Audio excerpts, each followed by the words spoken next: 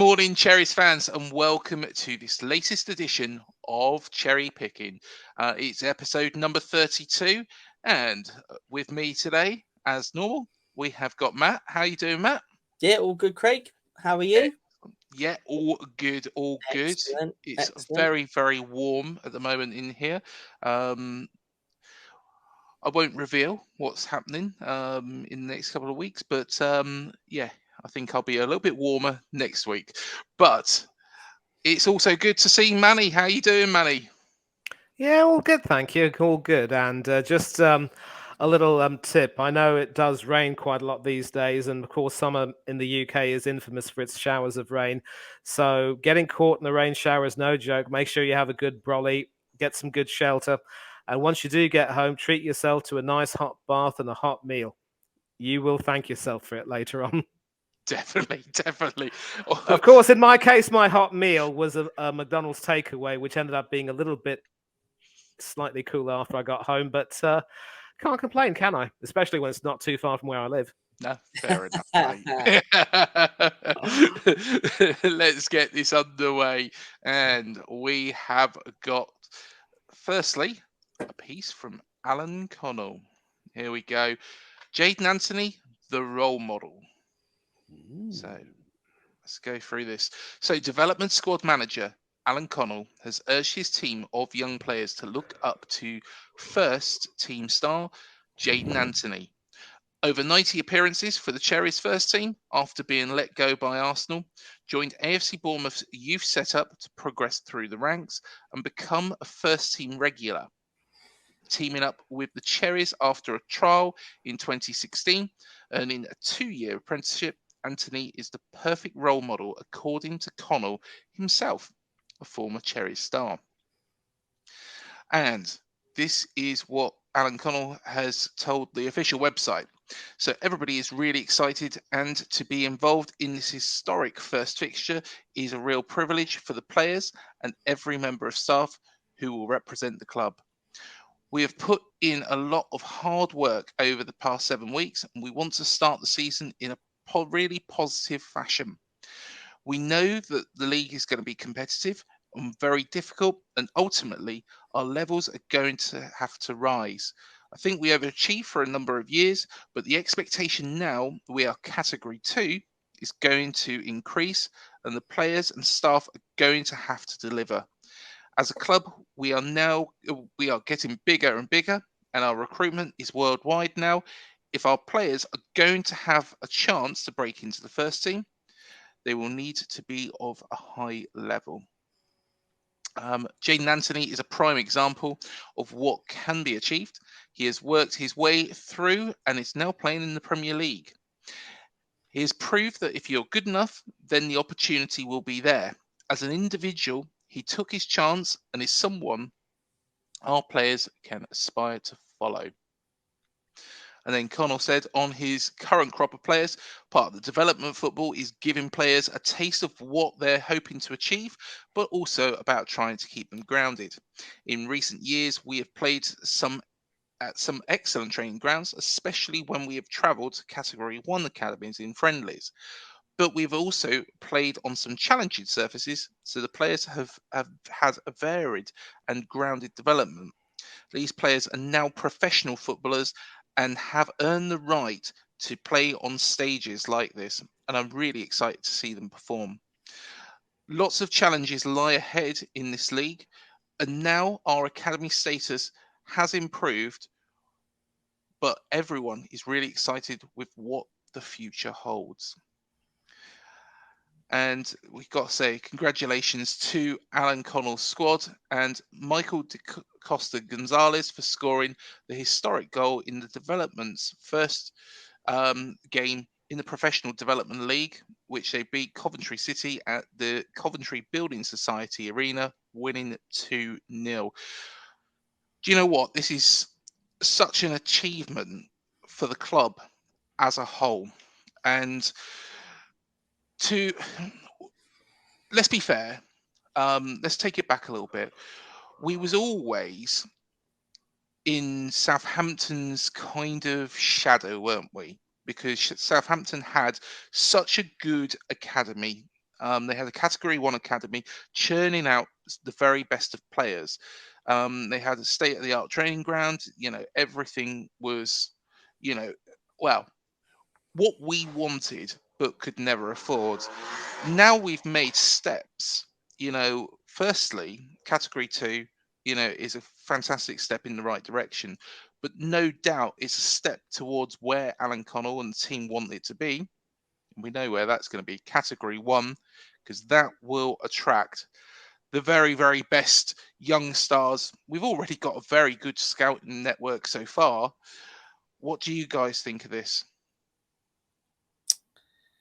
I think this is well, obviously it's good to have a player in the first team that the development squad manager is using as an example. Obviously for the players to look up to, because in fairness, Jaidon Anthony has been fantastic, really, hasn't he, since he broke into the first team, a few years back. And he's committed to the club.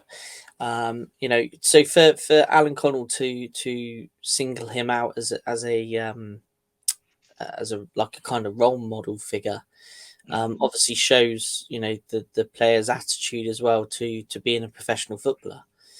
In terms of the academy side of things, I think that is the new ownership, or Bill Foley and his team's vision, isn't it? Is for the club to generate its own players. Whether to break into the first team or whether to sell on to lower league clubs and produce players. They want to produce their own players. So obviously, in terms of being in this new development league, is a massive step forward.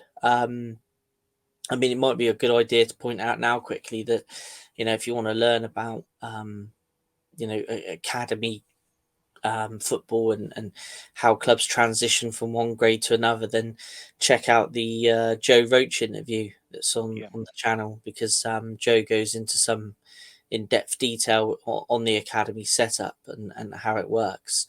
But I think this is, a real good talking point, because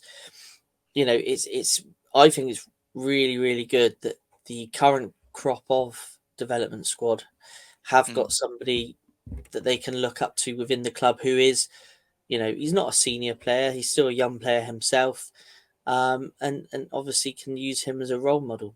So I think it's brilliant, to be honest. And of course, Manny, Arsenal are a Category 1 club.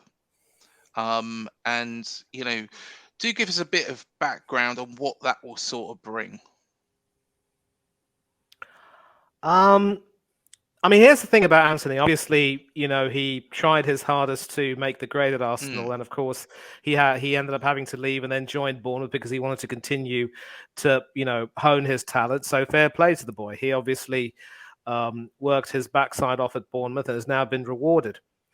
The problem I have with this sort of a rhetoric saying, if Jaidon Anthony can do it, why can't you, is that we're basically a club, and I'm really glad you brought this up, Craig, and I'm glad you wanted to get my opinion on this, is that over the years, especially under Arsene Wenger, we've tried to integrate several youth prospects into the first team, and we weren't quite able to do so. Ashley Cole was probably one of the best examples of someone who came in from the Hale End and who was able to play consistently well. Of course, I'm not going to discuss the 2006 controversy, that whole kerfluffle, which he detailed well in his autobiography, and a lot of people have a lot of things to say about that. But he was one of those players, obviously, who was seen as someone who really could make the grade and was given his chance. And yet, for every Jaidon Anthony, there are going to be other players in the Bournemouth team who just will try as hard as they can, but just can't quite get it because there's going to be so much in terms of competition. And it's very easy to say that these boys really should take it as a challenge to try to improve themselves. But again, selection is selective, if you pardon the pun. Yeah. And sometimes if a manager just doesn't really, think that you can really hack it, or just doesn't see enough in you, then no matter what you do, you're gonna struggle, and you might end up deciding that your future lies elsewhere. Now, of late, we've tried to bring in the likes of Eddie Nketiah, Emil Smith Rowe, and say a few others. But Bukayo Saka obviously came through the Hale End system and has now earned close to about 50 caps for England. I don't know how many caps he has, but he should be close to 50, I think. And obviously, he is one of the first names on both Southgate's and Arteta's team sheet. The only issue I have is that he needs to be managed because we can't afford to get him injured. And as I say this, he played in the behind closed doors friendly against Luton Town, 3-0 win, debut for David Raya, and anyway, we just never learn. I mean, we've already lost Yuri and Timber. What's another injury, huh? But without digressing, for every Ashley Cole and for every Bukayo Saka, there are going to be other academy players who just won't be able to get it. And so selection can sometimes be a little bit about luck more than anything else. I'm not saying that Jaidon Anthony didn't deserve to get his chance with the Bournemouth first team. Obviously, as I said, the boy worked his rear end off and he deserved the opportunities he could get. But I'm sure both of you will know that there have been other players in that system who've also worked really hard, who've shown some talent, and yet through the luck of the draw, they weren't able to get selected.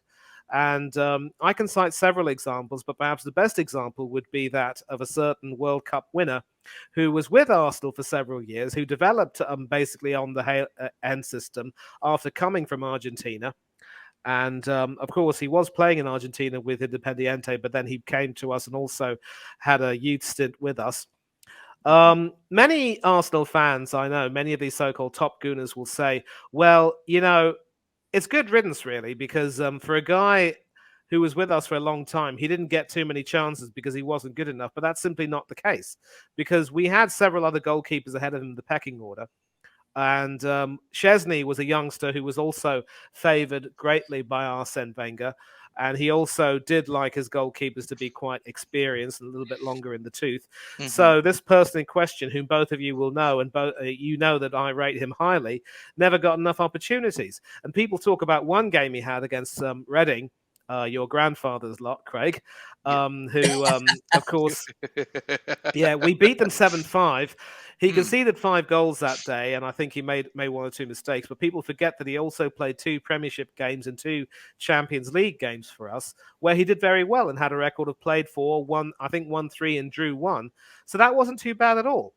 Emery was willing to give him more of a chance to play in the cup competitions, but Arteta didn't really consider him that much and only gave him his chance when Bernd Leno got injured. And of course, he took his chance magnificently and went on to win an FA Cup with us. But then he decided he was sick and tired of, not being given opportunities and being made to feel as though no matter how well he did, he just wouldn't be trusted to play in the first team. So he decided to walk away. So it is great that Anthony's being celebrated, and yes, we should, compliment him. But again, it's just another reminder that sometimes if the coaches don't really, fancy you for some reason, no matter how hard you work, you just might not get it. And all I can say to the boys in question is, don't try to be the next Jaidon Anthony. You've got to try to, be yourselves first and foremost. Obviously, Anthony's earned his success, deserves it, as do Bukayo Saka, as did Ashley Cole. But, players have got to learn to try and be themselves and be the best version of themselves and trust that if, they are noticed and they do have a good day and their development is consistent, they'll get their chance. And if they don't, well, they're welcome to try their luck elsewhere, as Anthony did. So all I can say is good luck to the to the youth prospects that you've got. I hope,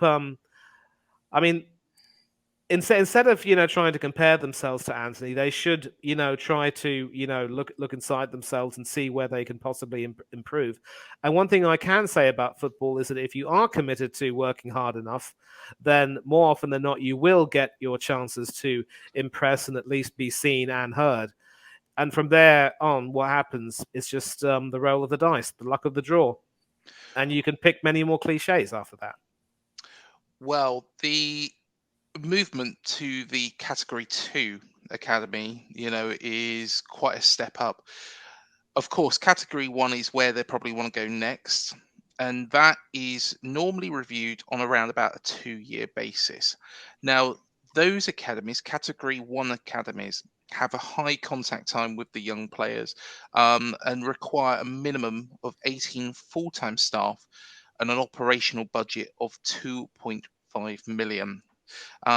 So, and like I say, it's reviewed every 2 years. Of course, you can lose your Category 1 status as well. However, it might be determined that it's wrong. And I think a number of clubs actually did that during this summer and got reinstated as Category 1 academies. So that's going to be definitely the next step, I can imagine, when Camford Magna is open, is to get this new training ground to be the perfect place for young players to firstly be educated on the game, to learn it, to have staff around, who are on a consistent basis. There's going to be, of course, more recruitment in top coaches that need to do that as well. Not saying that what we've had already, is bad. They've done a phenomenal job to actually, firstly, get it to this level, and secondly, bring through the players that they have. But I guess there is that pull that, if, say, for example, at this moment in time, a Bournemouth player, and who is incredibly talented, is then, because academies look at each other's players as well, is looked at by Manchester Cities. Now, let's be honest, Manchester City have got money to shell out all the time. Believe it or not, Newcastle aren't Category 1. But what they're going to do is they can poach that player. There is, of course, fees to be included on that. I believe, wasn't it Manchester City? They bought a young goalkeeper. I think he was a goalkeeper from AFC Wimbledon, and poached him from Wimbledon's effectively academy youth team setup. So there is that danger. Whereas a Category 1 academy, I believe there's a lot more demands, that, and it would be a lot more difficult for, say, for example, Manchester City to poach a player from, let's say, Everton's academy, without a big fee. So there is that. There is that, because you want to play under the best coaches for, the biggest clubs. And, hopefully, fingers crossed, that's where they're going to go next. I'm sure it is. I'm sure it's already been spoken about. The ambition here is, going up and up and up. And, the sooner that happens, the better. And of course, it means we're level on par with Southampton, with regards to academy status. And let's be fair, they were a real hotbed of talent years ago. Yeah. I mean, just touching on the gradings, what you were saying there. Yeah. Joe Roach actually explained how that all works in the interview that we did with him. He was actually part of the governing body or committee, whatever you want to call it, that actually put that stuff together. So what we do is we'll pop the link to that video in the description below. Because if you have got a bit of interest in the academies, then definitely go to that, and you'll learn a lot about how the system actually works, the grading system and things like that. So we'll pop that in the description, and have a look at it if you're interested. Definitely a good interview. Yeah, it was a phenomenal interview, Matt, and I tell you what, it was so insightful, that somebody who's been with the club for so many years and managed to get it to a level that it is now, bringing through the youth players. It's fascinating because, like, you're talking about the size of the academies there and how they've grown and what they require. I mean, when he started, the stadium was in the process of being pulled down. He had 5 job roles and he was working out of a hut in the car park. Yeah. And now I think he was saying they've got something like over 26 academy staff or something like that there now. So, I mean, the club, in terms of the academy youth structure, has come a long, long way. And like I say, he explains everything in that interview, so it is quite fascinating. Yeah, definitely. Go and watch that after this episode of Cherry Picking. So let's go on to the next point. And this is an interesting one. Jim Frevola speaks about Jay Mellette's role at Dean Court.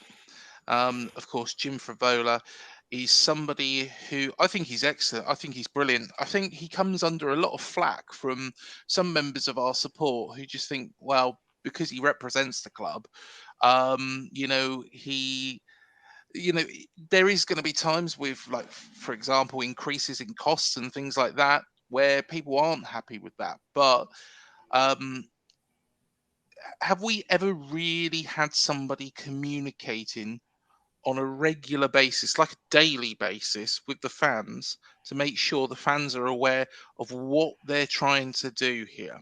I don't think we have. No, Maxim was a very, very quiet boss, yeah, a very good one. yeah, he obviously had Jeff there to do the day to day.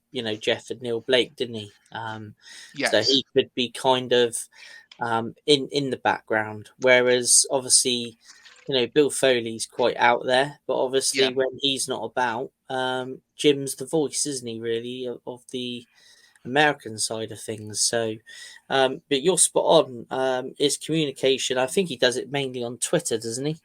He does do it mainly on Twitter, yes. So I don't see a lot of it, but the bits I do hear, it's great that there's communication out there, whether it's good communication or bad. Whether we want to hear it or not, or whether we agree with it or not, it's nice to have someone direct from the football club communicate so openly with the fan base. I think sometimes the only thing I could say is sometimes the platform, but then again, what platform do we go on to actually be able to communicate with as many fans? Because of course, Twitter is a hotbed of horrible comments half the time. So yeah, to be fair, I can understand why he chooses that platform, but yeah, hopefully, fingers crossed, he'll be communicating on Facebook or something at some point. But then again, that might not be necessarily much better. Let's have a look. So Jim Try Frevola. Threads. Try Threads. I mean, obviously the club should have an Instagram account, so Threads shouldn't be too far away. Yeah, I have actually signed the channel up to Threads, actually, Manny. But to be honest, I haven't really utilised it as much.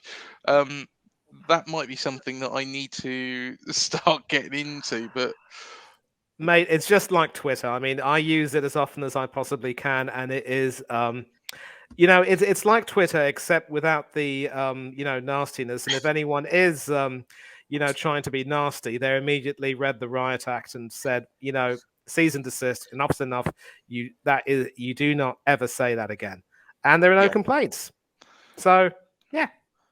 Sounds like a fantastic bit of kit, that, considering the way Twitter is, but hey ho.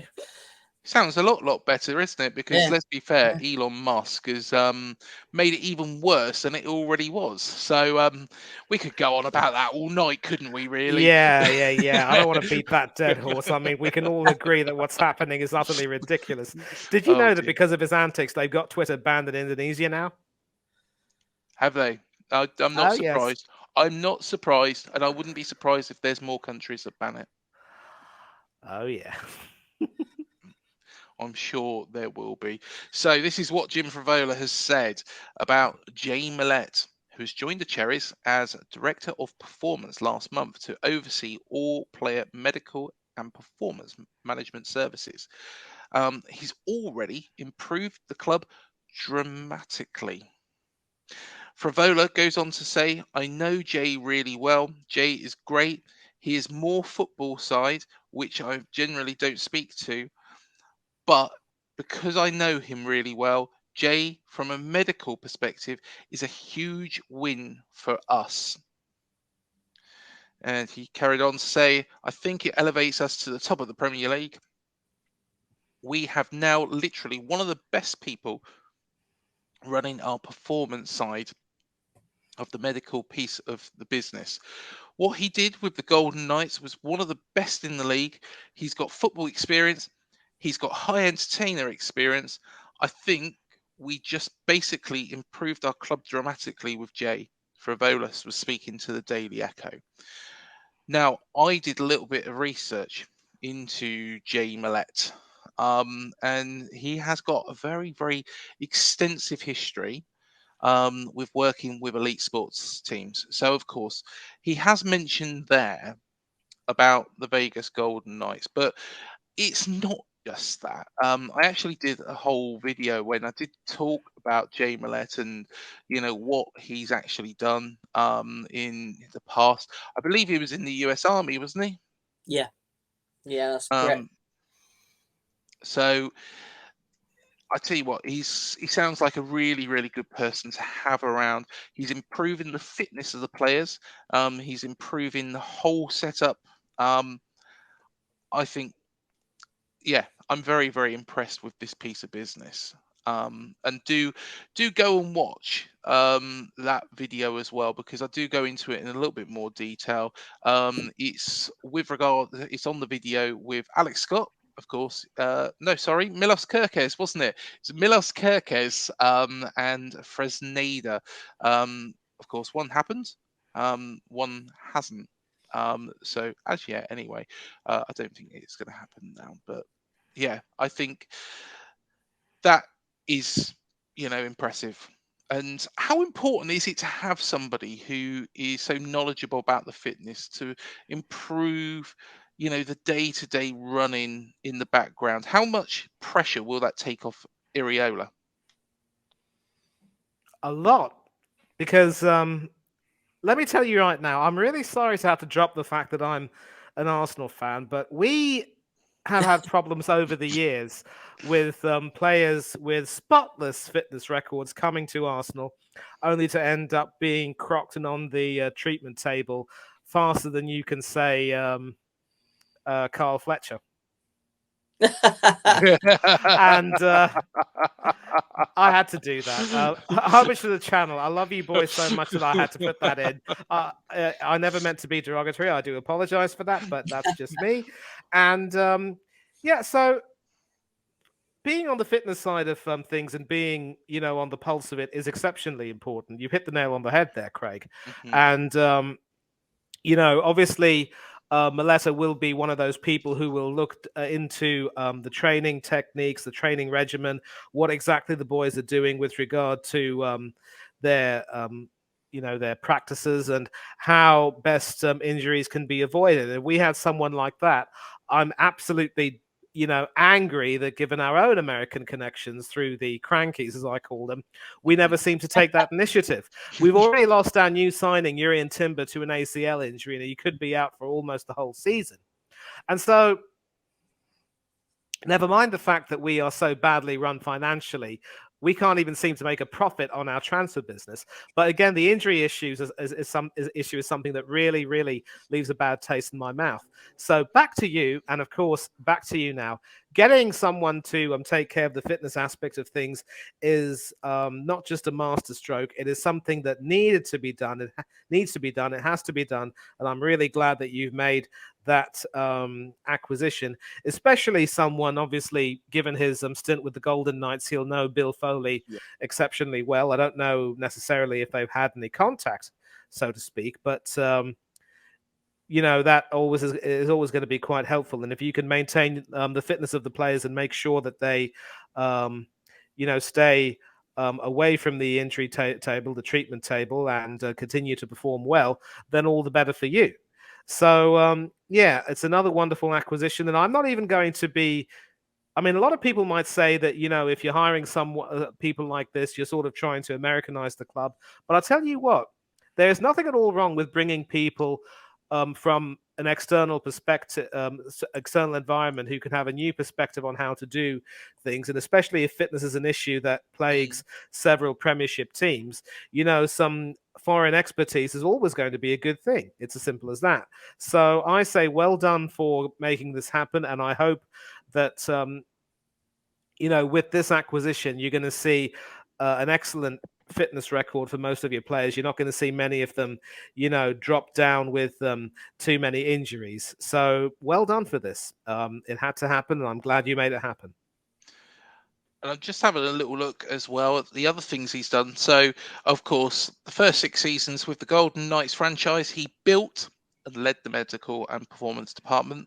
And before that, he had a key leadership role with the Cirque du Soleil as director of performance medicine for 13 years. So, of course,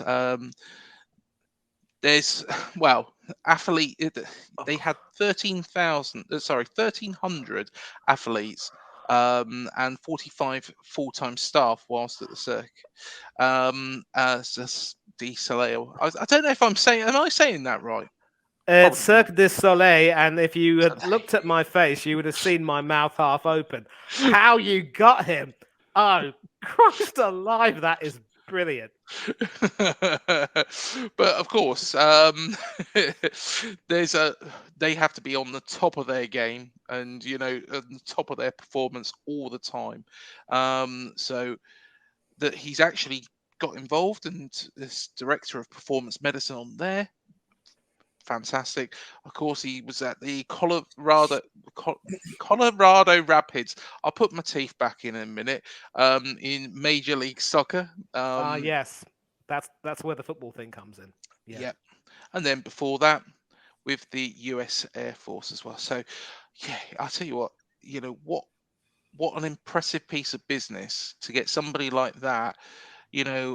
Again, it's all about, like we were saying from what Alan Connell was saying, it's all about enhancing this football club. Yeah. Cherries flying high. I love it.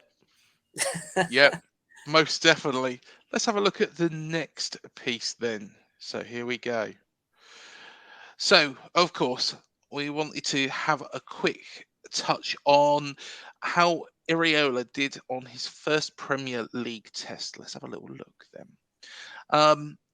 Asked about his feelings before the West Ham test, Iraola said, "I slept okay. I normally sleep very well. When I wake up, the nerves start. You need to have this as a player or a coach. I think there has to be something moving inside because it's the way it has to be. But we are really looking forward to the next one. The first thing is to play. There is no other thing than to play. But after playing, I think being a coach is also really exciting." He added, "I was nervous because it was my first Premier League game. For me, it was a special day. I wanted to play well. I wanted to win. We finished with a point. I came after a coach has been successful here, who made a very good season. The goal was there after a promotion and taking the team after some weeks. Obviously, it was very good from Gary in the past season here. We start now a new season with also the willingness of finishing successfully." That is what Irios said. Asked if against West Ham the team showed good signs of what he hopes to see from them going forwards, Iraola said, "I think there are certain things the team already has inside that they are doing very well, but other things we need to improve. We are not pressing so intense." I thought pressing was quite good in the second half, but he wants more. High because we knew that they were going to be play very direct. So we needed bodies there for second balls and take the second balls in the middle. But with the ball, I think it was our problem. In the first half, we were quite slow to move the ball. Fair point, to be fair. Yeah. It is very difficult to find spaces inside or even outside against a Premier League team like West Ham, who are really solid with this ball speed. So Iraola wants more. And this is what it looks like the first game of the season, 1-1 draw. And something jumps straight out to me is that possession. Of course, just below there, you have the BBC stats that they put on the screen. Gary O'Neill, 41% possession. Iraola 63%. So of course they've done this on average over the season, but I think that's impressive. The passes, of course we have to see, how it goes over a season, but that figure might come down. That 63%. I can't imagine it will go up much from that, but you never know. But I think it's really shown the intent. 5 shots on target, more than West Ham. 10 corners. Remember, this was a side that beat us 4-0 last season. Yeah. And, regardless of having Rice or not having Rice, I still think, we have improved as a squad based on those figures, don't you guys think? Yeah. Yeah, absolutely. I mean, I know, the comparison there, the match of day comparison. But when you look at that, already you can see where the improvements are. And just by watching the game, I mean, if you watch the last 4 games of last season, and then Yeah. you watch the West Ham game of the first of this season, I mean, okay, the first sort of maybe 10, 15 minutes of the first half, I would say West Ham were well in it. Hmm. But I mean, kind of after that, and maybe the early stages of the second half, but the majority of the game, I would say we controlled in most aspects. I would say, obviously, it's only the first game, but I think we're going to see stats slightly improve throughout the season. Hmm. Be interesting to see 10 games in where the stats are, like where the possession, whether it's dropped much lower. I think one of the sides he managed had an average of 60 odd percent possession, didn't he? One of the side, was it the side he was at last year? Yeah, Rayo Vallecano. His, I think it was a high percentage when you think, what small side they are in Spain. yeah, I mean, he seems to develop sides to keep the ball, and his style of play, dictates that they keep the ball. And I mean, I know possession doesn't win you games. We all Yeah. know that.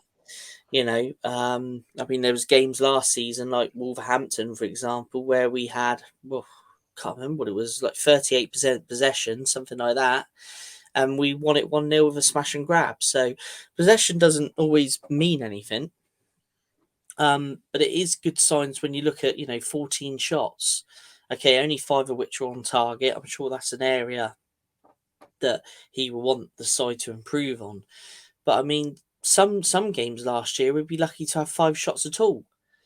Yeah. So there is real sense of improvement there. Obviously, we've got a very big test this Saturday when we go to Anfield. Hmm. So he's coming up against a well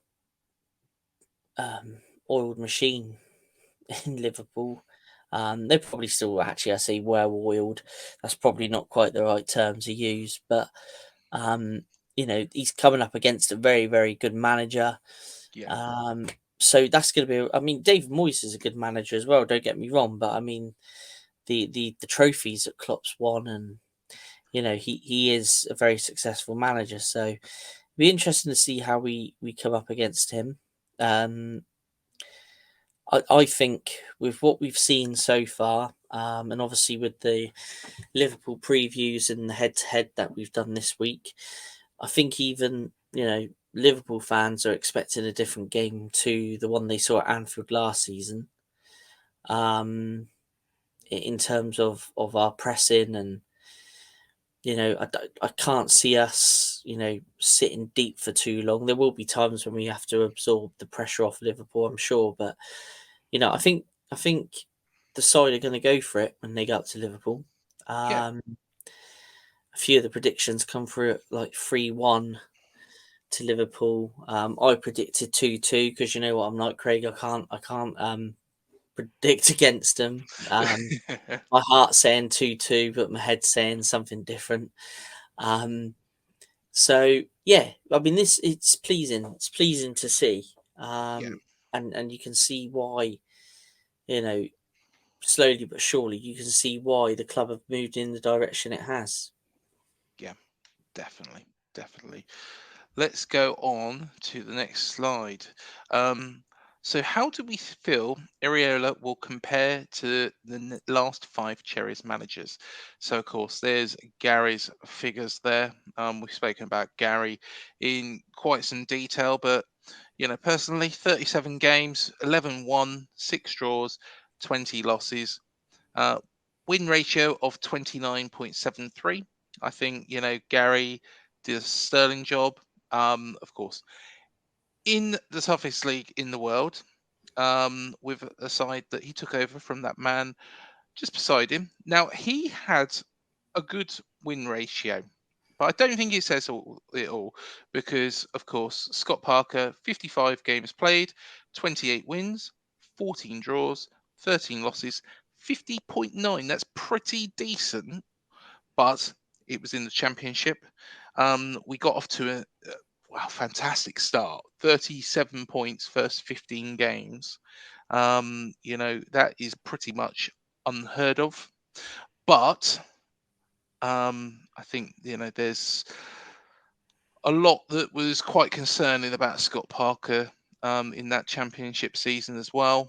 Some of the games, like I say, Derby, Reading at home, 1-0 up, should have been 5-0 up. Changes it and could have ended up losing that game. Peterborough had not beaten them at all. So I know you've got to take win ratios with a pinch of salt, haven't you, really? Yeah, I mean, in some respects you have. I mean, obviously, like you're saying there with Scott Parker's, I didn't realise Scott's was so high, to be fair. Yeah. I mean, the total at the bottom there, that's his career total. So as a career manager, I mean, even 39% is probably about average amongst most managers, isn't it? Yeah, it's pretty good. Yeah, Can't knock that. But a lot of those seasons were in the you know, 2 of the 3 seasons were in the championship with ourselves, and of course Fulham. I And don't then think his spell at FC Bruges helped much with his no, it yeah didn't. there. But yeah, it's just interesting to see. I mean, like how these last 5 managers, who we feel that maybe he may compare to. I mean, Mm, obviously here we've got Woodgate, Tyndall, and Eddie Howe, obviously. yeah. I mean, you look at Tyndall. I mean, Tyndall got sacked, but I mean, his win percentage ain't that bad, is it? I mean, 41.94. No, I think he was a victim that we were looking like we were going to struggle to stay in the playoffs, weren't we, at that Yeah, point? In yeah, fact, I think we even dropped out, didn't we, at one point? And yeah. um, I think that's personally why the decision was made. Tyndall, don't get me wrong, I think, he's an excellent coach. Is he a manager? I think he works best with the man on the far right. Jonathan Woodgate, actually got us across the line, but then again, yeah. But when you look at his record there, Mm, um, if he had turned a few more of those losses into maybe draws, it might have been a different story for him. But I mean, 56%. It's not no disgrace. But then again, probably like Tyndall, he's probably better as a coach and a number 2 as maybe the front man. yeah. And then we've got the man on the far right, which, let's be honest, is God. And 50% win ratio. It was a spot on 50% in the first spell. He went to Burnley, then he come back. And look at that figure, 40.2. Now, keep in mind, there's promotions in there as well. But that's second stint. You think, we just got into the championship. We just got into the Premier League. 5 seasons in the Premier League included in that as well. Well, what else? How many more plaudits do we give Eddie Howe? I tell you what, I could make a whole video on that, couldn't I? I'm sure you do. probably have somewhere in the archive, but Shall I do um, that? but yeah, I mean, it's almost like, you know, this whole win percentage thing. I know we can't look much into it, but I mean, if he carries on as he is, I think he's going to be. I think he's going to have a good percentage. A lot of his stats are going to be good come the end of the season. Yeah, I think so. And you know, hopefully, in terms of the Premier League era, let's hope that he can maybe develop the club, develop the playing side of the club to maybe progress on further than what unfortunately Eddie didn't have the chance to do, but obviously laid the foundations for. Without Eddie, we wouldn't be here. That's the thing. Well, yeah, well, absolutely. So obviously, but you know, when you look at the, you know, the four managers between Eddie and Iraola, you know, I think he's we have now got a man that I mean, even the cups, for example, it's like I was saying on one of the Liverpool channels this week. You know, it'd be nice to maybe finish, you know, decently in the Premier League without any real threat of relegation, but really kick on in the cup. It'd be nice for Bournemouth to have a cup run. I think that's where we need to develop. Also, in terms of the playing side of the club, because we've never really had a good cup run. I know we got to the quarterfinals a few years back. Yeah. The FA Cup. Which is just equaling a club record. We've never been beyond the quarterfinals of the FA Cup, so it'd be nice to, you know, progress on and kick on further. It maybe in the cups as well, which is something obviously, you know, Eddie didn't really have the chance to do because, you know, it was always prioritising that Premier League status every year. To be fair, it would be the FA Cup that would be my preference. Firstly, there's a bit more, you know, money in it. Not much more, but you know, but also, you know, who's to say? And I know it's stupid. I think, you know, it's silly to have the semi-finals at Wembley, but that would be a nice day out, and you know, really put the club on the map. So yeah, I'm hoping. You know, I'd be quite pleased with a cup run, but then again, you've got to think with regards to each position as well. Each position does count for so much money. But let's be fair, Swansea did it, didn't they? Swansea won the the Carabao Cup or Carling Cup or whatever it was called. Wigan won the FA Cup. I'm trying to think of other sides that have had, you know, Pompey obviously did it. yeah. You know, that there has been sides and sides that have even got to finals. You know, Stoke got to a final, didn't they, against City that year? Yeah, Palace. Palace, yeah. So, I mean, you know, there's no.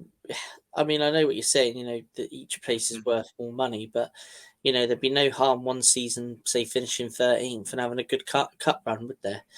You know, Exactly. so I mean, it give the fans, you know, a real experience as well. But you know, let's see how he does. You know, it's very very early days, but I would say the future's looking bright, but not orange. Not Red orange. and Red and black, yeah. Well, yeah. I mean, if a cherry is orange, I think it's fair to say that it might be a little bit sour, unless it might be the speciality of a certain region. And yeah, listen, I think a cup run shouldn't be beyond you. And obviously, with a manager who's taken Vallecano to two Spanish Cup semi-finals, I mean, that wouldn't be unthinkable. But I would also say, try not to put too much pressure on yourselves to get a cup, to go on a cup run, because in as much as we can say it, the FA Cup, for example, has been, you know, skewed more and more in favor of the bigger teams. Smaller teams can still definitely have their day. And I think also to add to the list of underdog teams who had their day, let's not forget Millwall in 2004. That was, of course, the season. Yes. It was the season when Arsenal won the league unbeaten, but we lost the semi-finals of the FA Cup to Manchester United, and they went on to beat a Millwall team which had Dennis Wise playing in, I think, what was his fifth FA Cup final. Mhm. Oh boy, that fella's had a career. But Yeah. there's always going to be some teams who can still try and have their day if they believe in themselves well enough. So all I can say is I hope you lot have a cup run, but don't try and put too much pressure on yourselves to make that the main aim. And Mm. I really would just like to see you lot focus on doing well as you can this season under Iraola. And I'd also go so far to say that there are going to be some tougher tests for Andoni and his boys. So we'll probably sort of take a look on how and do some comparison maybe after his first 10 games or so, let him go on a run, and then Yeah. we can really start to compare him to some of the past Cherries managers from days gone by. Yeah. Definitely. It'd be nice to win a cup. I've just thought if we win the FA Cup, we go on a European tour, don't we? Oh, yeah. You also go on a European tour if you win the Carabao Cup, don't forget. Yeah. Well, Yeah, of course you do. Yeah. yeah. So, I mean, yeah, it's all good, and it's all good. Something to look forward to for the future. Let's hope. You Yeah. know. Definitely. Definitely.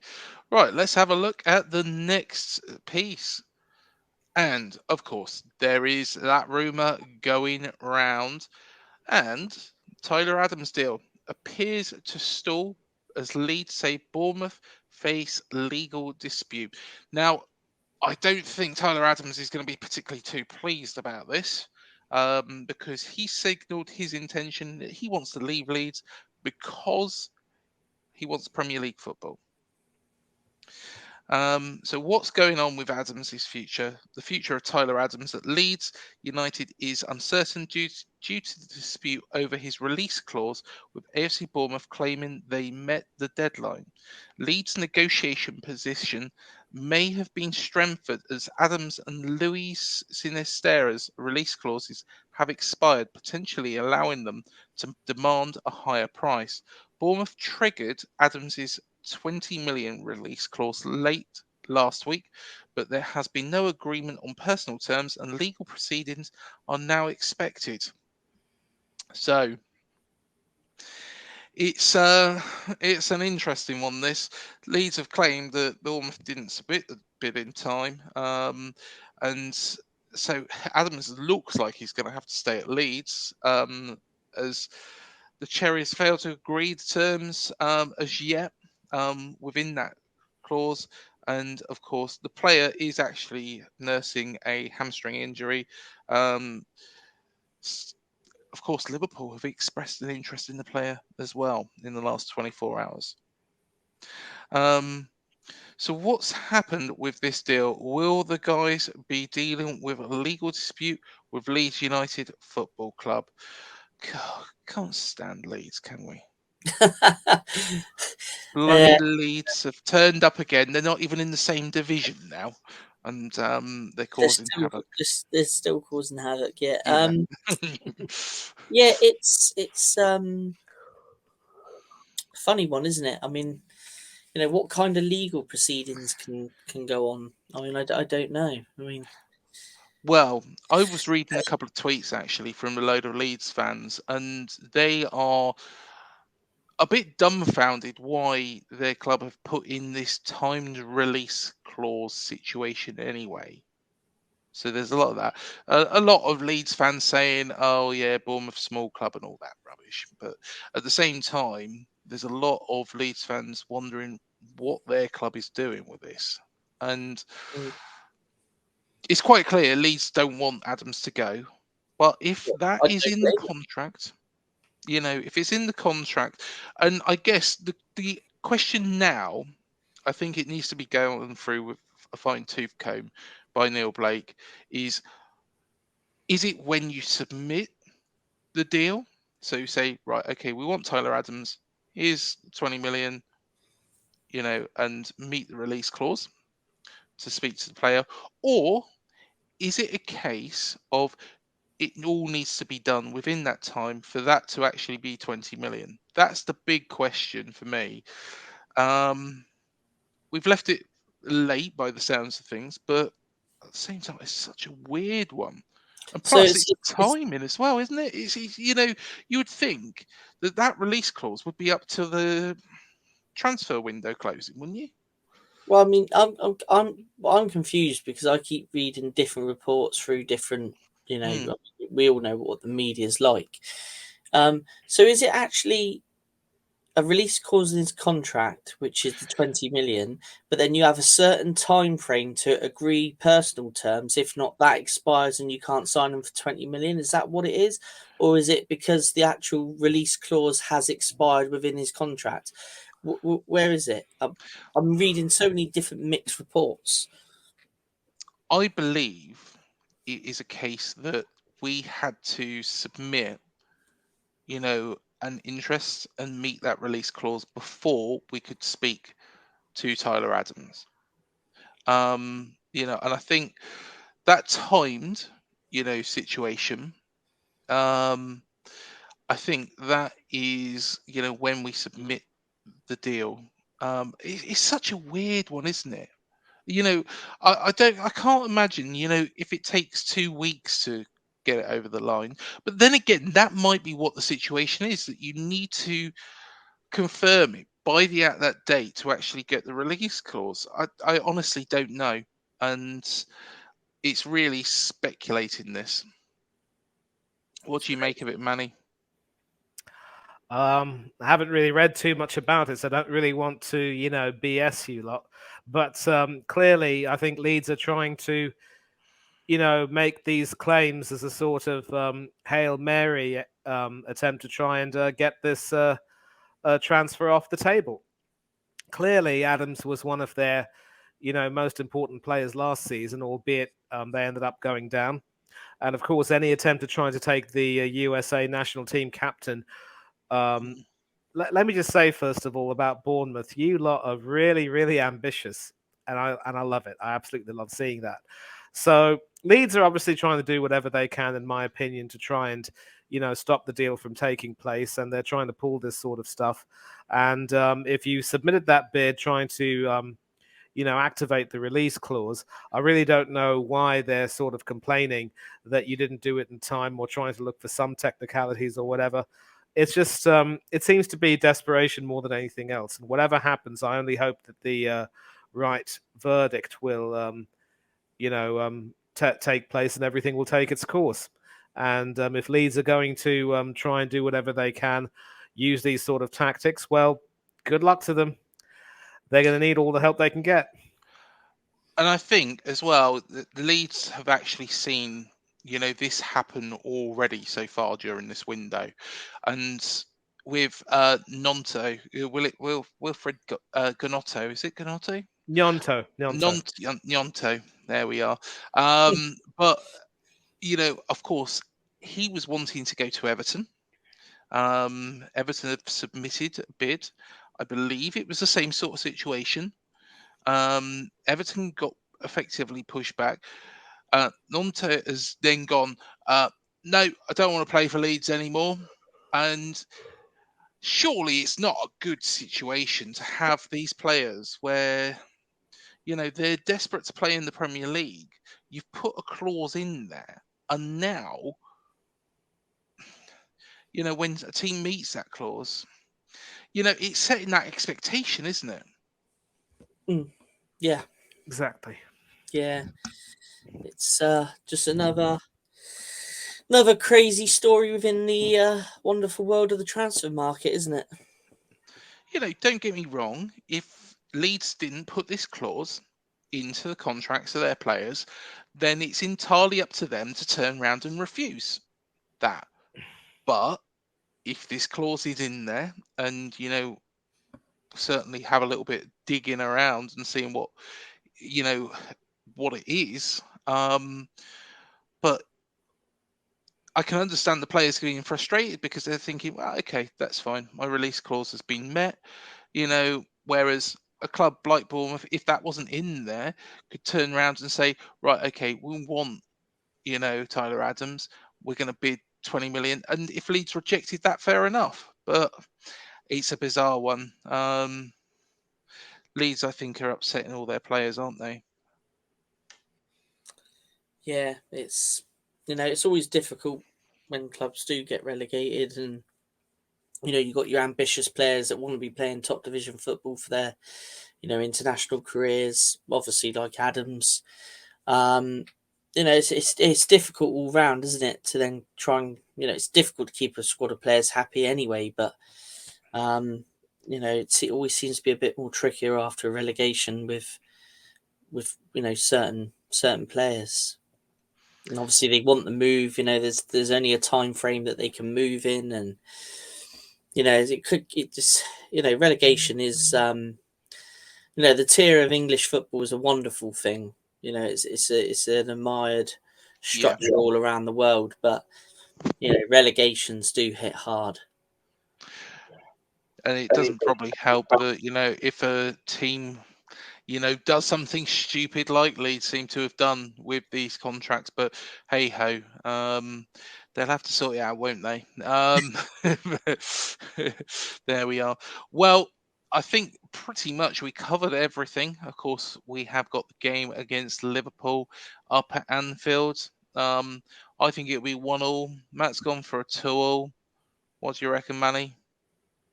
What was the question? Sorry, I didn't get that. So, how do you reckon we'll get on against Liverpool? This is going to be very interesting. Oh, good. Yeah. Liverpool basically had, I wouldn't say a difficult time of it, but they certainly didn't have it easy against Chelsea. And I was predicting, in fact, that Chelsea would win.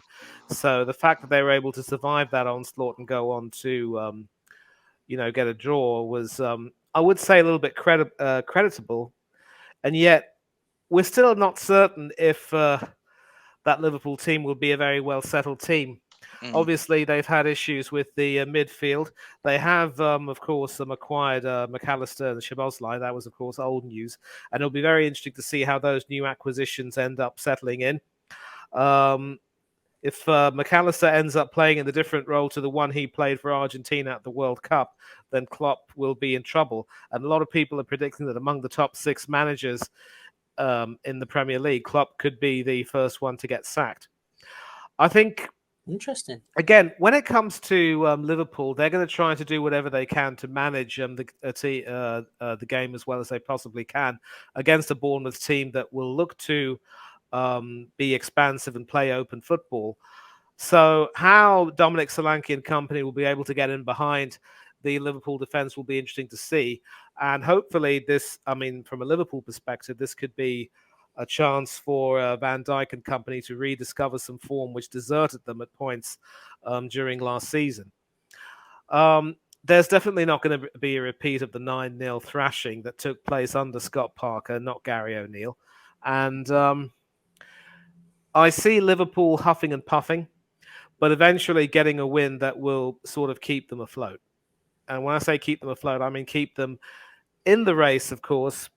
I mean, it's not really a race yet because it hasn't even started practically, but it'll keep them in contention, at least in theory, for, the top honours of being in the top 4 and maybe trying to go a little bit further than that.